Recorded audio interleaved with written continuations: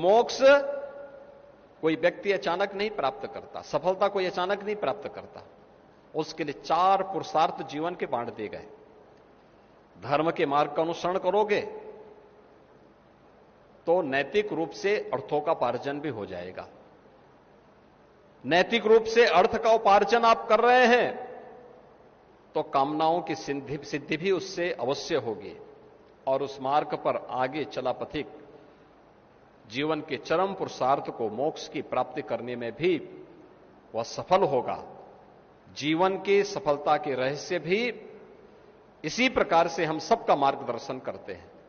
और जीवन के इन्हीं रहस्यों को समझने के लिए श्रीमद् भागवत महापुराण की कथा अनेक उद्धरणों के साथ, अनेक प्रसंगों के साथ, आज से हजारों वर्ष पुराने पुरातन परंपरा के साथ हम सबको जोड़ती है। लीला भगवान श्री कृष्ण की है, लेकिन इसमें शब्दावली भी भगवान वेदव्यास की है, लेकिन रहस्य यह सनातन धर्म से जुड़ी हुई है, सनातन धर्म के मूल्यों से जुड़ी हुई है, सनातन धर्म के उत्कर्ष से जुड़ी हुई है।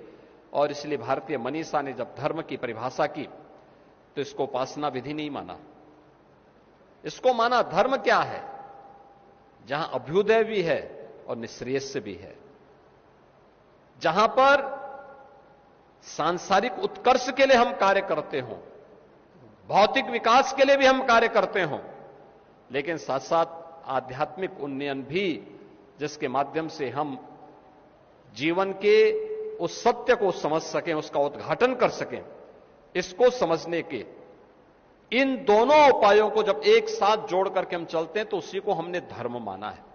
पूजा पद्धति धर्म का एक हिस्सा हो सकता है, जीवन का एक हिस्सा हो सकता है, उपासना विधि का एक हिस्सा हो सकता है, लेकिन वो सब कुछ नहीं। इससे व्यापक अवधारणा दुनिया के अंदर कहीं आपको नहीं देखने को मिलेगा।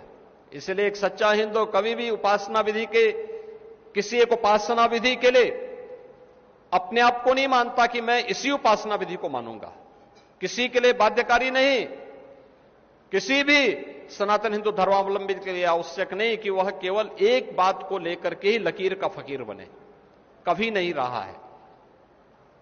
और जिस धर्म में इतनी व्यापकता हो, लोगों को जोड़ने की इतनी संभावना हो, वही जीवन के इस उतार चढ़ाव को देख सकता है।